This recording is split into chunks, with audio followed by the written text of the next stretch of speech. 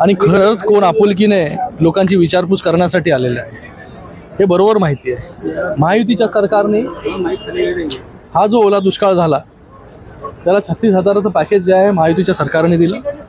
त्याच्यानंतर देखील अजून माननीय मुख्यमंत्री मोदयांनी सांगितलेलं आहे की जे काही शेतकऱ्यांना द्यायचे ते शेतकऱ्यांना देण्याचं काम आम्ही करणारच आहोत। त्याचबरोबर शिंदेसाहेब जेव्हा मुख्यमंत्री होते तेव्हा NDRFचे निकष बदलून शेतकऱ्यांना मदत करण्याचं काम देखील आमच्याच महायुती सरकार।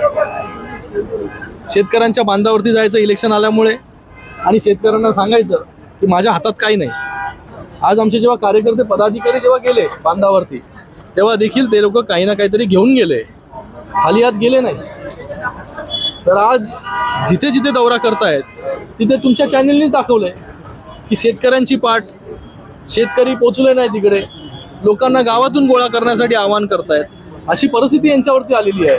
कारण की जेव्हा 2.5 वर्ष जेव्हा मुख्यमंत्री होते तेव्हा यांचं सरकार होतं तेव्हा कुठली मदत जी आहे शेतकऱ्यांना केली? तर शेतकऱ्यांना महायुतीच्या सरकारवरती पूर्ण विश्वास आहे आणि जी काय मदत होणार आहे ती महायुतीच्या सरकारच्या माध्यमाने होईल। कधी होईल असं वाटतं तुम्हाला? मुख्यमंत्री मोदयांनी सांगितलेलं आहे, मला वाटतं परवाच त्यांचं स्टेटमेंट आहे की लवकरात लवकर जी आहे कर्जमाफी जी आहे पूर्णपणे ही शेतकऱ्यांची करण्यात येईल। त्याच्यावरती विचार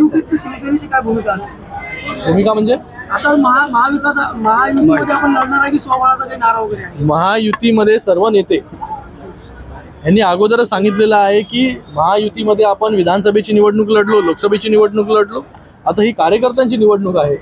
याच्यामध्ये देखील बहुतेक ठिकाणी जे आहे महायुतीमध्येच निवडणूक होईल, पण काही तुरळक ठिकाणी काही कार्यकर्त्यांची, काही लोकल लेवलला काही समीकरणं असतील त्याच्यावरती जे आहे लोकल नेत्यांना जे आहे त्यांच्या लेवलला निर्णय घेण्याचा अधिकार देखील पक्षांनी, तिन्ही पक्षांनी दिलेले आहेत। पण अंतिम निर्णय जो आहे हा वरिष्ठ घेतील। नमो पर्यटन केंद्र फोडण्याचा इशारा मनसेने दिलाय, राज ठाकरेंनी दिलाय। नमो पर्यटन केंद्र फोडण्याचा इशारा राज ठाकरेंनी दिला। आता ह्यांच्याकडून कधी काय चांगलं होत नाही। आज गड किल्ल्यांना सुविधा देण्याचं काम, तिकडे जे पर्यटक येतात त्यांना सुविधा देण्याचं काम, किल्ल्यांचा जीर्णोद्धार असेल, त्याचबरोबर मंदिरांचा जीर्णोद्धार असेल, हे सर्व निर्णय जे आहे हे महायुतीच्या सरकारने घेतले।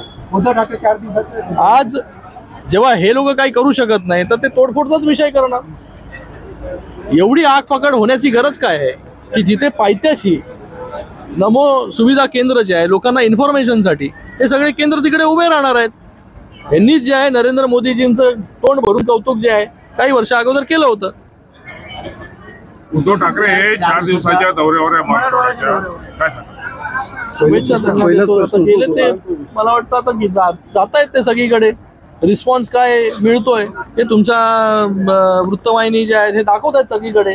आणि लोकांचा देखील जो आहे हा विश्वास जो आहे हा निवडणुकीच्या वेळेस तिथे येणार, काहीतरी खोटी आश्वासनं देणार, त्याच्यावरती राहिलेलं नाही। राणे ने कहा है कि हिजाब पहनकर बार बार वोटिंग होती है, उसके ऊपर ध्यान नहीं देते और दोबारा मतदान होता है तो उसके ऊपर विरोधक बार बार उसको टारगेट कर रहे हैं।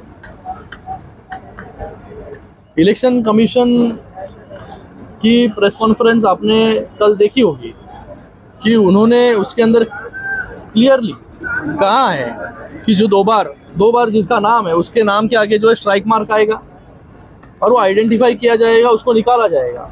तो मुझे लगता है कि कल के प्रेस कॉन्फ्रेंस में बहुत कुछ चीज़ें जो है क्लियर हो गई है। तो जिसका बोगस नाम है, जिसका 2 बार नाम है, ये सब के ऊपर कार्रवाई जो है वो होने शिंदे साहेबांनी आणि भुजबळ साहेबांची घुसखोरी चालल्याची चर्चा आहे, काय? अरे बाबा, चर्चा आता तुम्हीच घडवता चर्चा या सगळ्या गोष्टी। तेजस्वी यादव कहते हैं कि हम 20 महीने में बिहार को बदल देंगे और उसके ऊपर अमित शाह ने कहा है कि हम फिर से जंगल राज नहीं आने देंगे।